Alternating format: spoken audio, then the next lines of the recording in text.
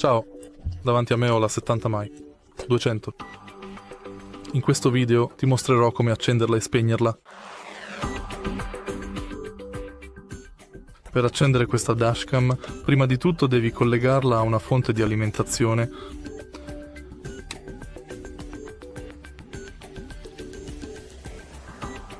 Una volta collegata, la dashcam si accenderà automaticamente. Il passo successivo: inserire la scheda di memoria. Facciamolo.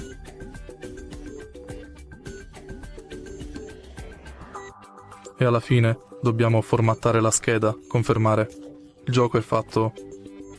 Per spegnere la dashcam basta rimuovere la spina o spegnere l'auto. Se trovi utile questo video, per favore lascia un like, un commento, iscriviti.